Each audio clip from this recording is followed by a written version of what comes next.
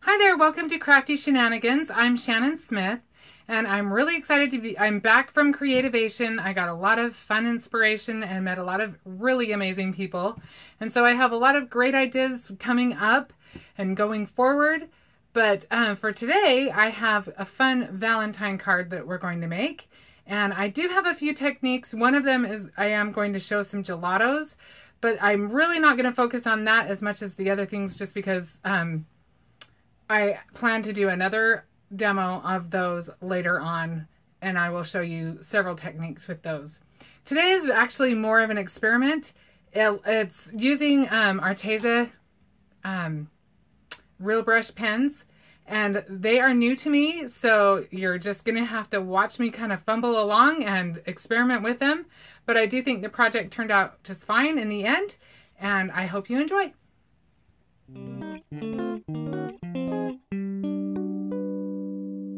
Today I'm going to be using this cute girl. She's called Uptown Girl Lucille Sends Her Love, and she is made by Stamping Bella, and I love all those hearts exploding out of her arms. I think they're just darling.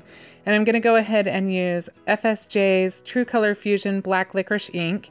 Now you can heat set this if you are impatient, or you can go ahead and just let it dry, but it works really well when you're using watercolor and water-based things. So I'm going to go ahead and play with that, and I've got some FSJ watercolor pencils, and I'm also experimenting today with Arteza's real brush pens. Now these are new to me, so this whole thing is kind of an experiment. You're seeing me kind of discover how they work and some of the ways you use them. I'll also be using my blending brush.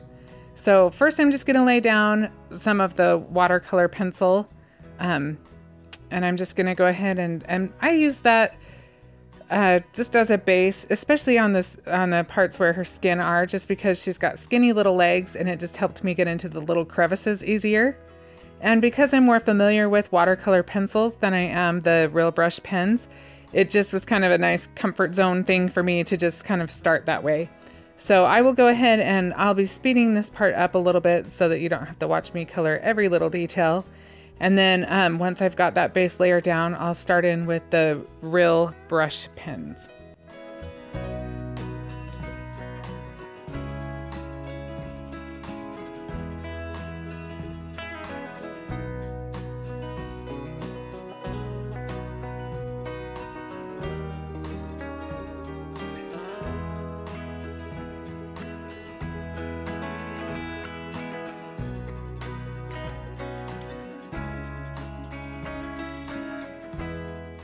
Okay, so now you can see me starting in with the real brush pens.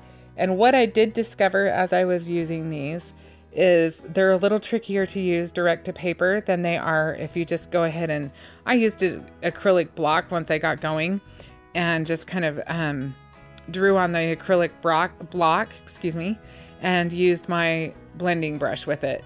But you can go ahead and do direct to paper, but it is a little trickier to blend that way.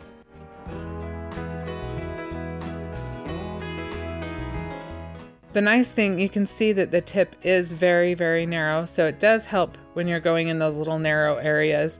And when you're watercoloring, it is a little more challenging if you use a detailed image that has those little nooks and crannies than if you use something a little looser.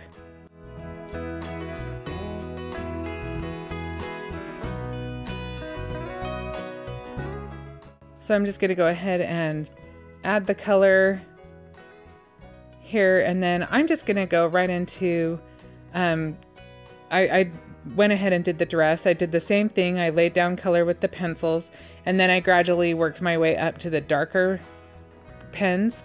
I went from lightest to darkest. And you can see we sped it up quite a bit just because it's mostly the same thing over and over again. Same thing for her hair. And then you can also see that I went ahead and fussy cut around her. I did leave just a tiny bit of white around just because the details were so fine. Okay, so now I just got some of the color onto my blending brush, and I just flicked that a little bit across her skirt mostly. You can see I just kind of tucked in that little piece of paper to mask her face so I didn't end up with red splotches on her face. Okay, so as watercolor, whenever you use watercolor or water-based things like that, they tend to dry a lot lighter than when you're working with them. So I just went back in and added a little color here and there.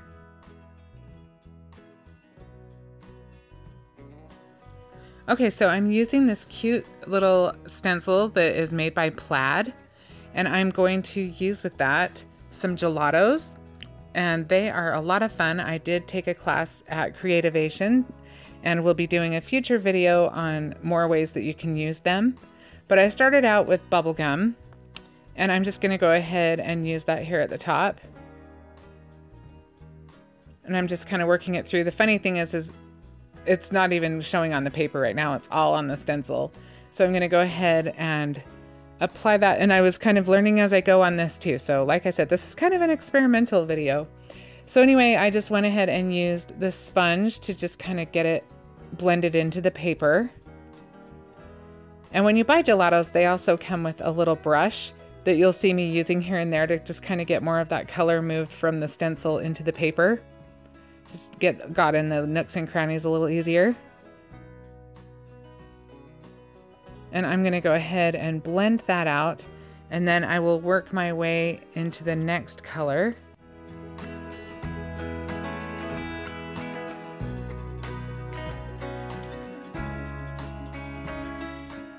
The next color that I used was red cherry.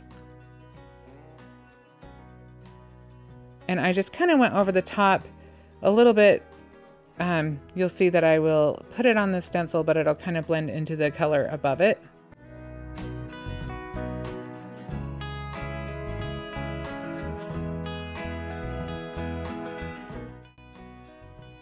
Okay, you can see, yeah, I've got the brush going again. I've kind of got a little bit better feel of the sponge by then. Okay, so now I've added the last color. It's called Iced Currant. And again, I just kind of went up above and beyond on that again. And so now I've got the stencil off. You can see it makes a fun pattern. I went ahead and added a strip of washi. And now the gelatos work with water as well. So I'm going ahead, and right now I'm just kind of flicking some color on there. I wanted it to be kind of loose. I didn't want it to be completely strictly just a bold pattern. And the more I put on there, the more I was kind of liking it. And you'll see that I kind of go through looking at it on the card. And at that point I'm like, I want it a little softer. Okay, so I've got my little spritzer, and you can't see it, but I'm holding it kind of far away because I don't want it to make huge puddles. But I wanted to get my paper kind of wet and just kind of move that color around a little bit more and soften it up a little bit more. Okay, so now I'm just kind of dabbing I've got a baby wipe in my hand, and I'm just kind of dabbing at the color a little bit more just to soften it up just that much more. And I'm heating it up, just drying it with my heat tool. And after that, I actually did lay it underneath.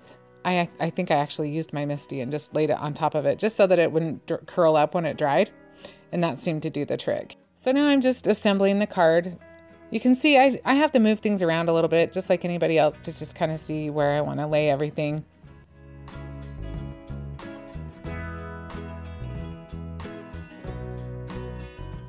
Okay, so I don't normally use so many foam squares, but where I had used the watercolor, and I didn't use watercolor paper when I stamped my image because I didn't want the texture, but I went ahead and I used quite a few foam squares, you can see on the back of my girl, just to give that stability, and I wanted her to stand out and I didn't want the paper curved.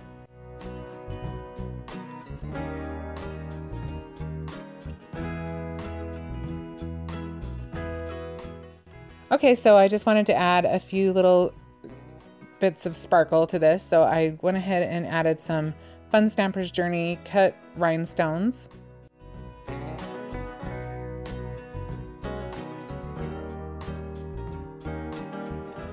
Okay, so I wanted a little bit more glitter, so I decided I would glitter up some of the hearts. I didn't want all of them done though, so I went ahead and added glaze to the ones that I wanted the glitter on first, and went ahead and added the glitter, which is actually called Sparkle Dust by FSJ. And then I went back in after and I added the glaze to the other hearts.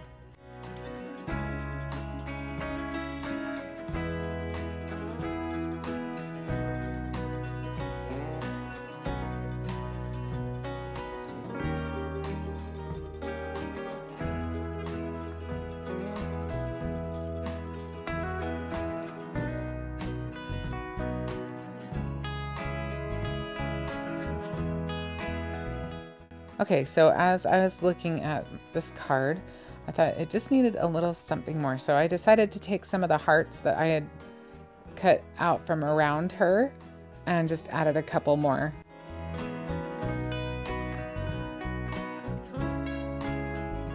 So then I just used the gelato right on the acrylic block, and then I used my blending brush once again and picked up the color with that. And I'm just going to go ahead and flick that onto the card. I will again be using a mask so that I don't end up with red splotches on her face. You can also just put a mask over your sentiment. It seemed to go where I wanted it to go well enough that I didn't feel like I needed to.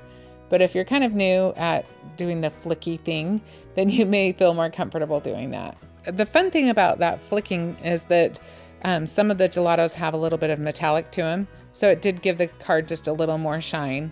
And I just thought this was a fun card to put together. And even though it was all kind of experimental, it was fun to do.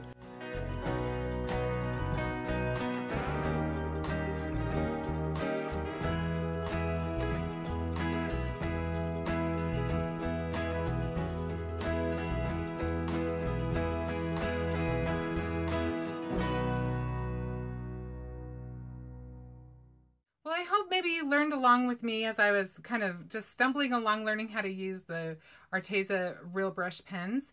And I do think that there's a lot of potential there for more fun. I just am barely tapping into that, so we'll just see what happens with that.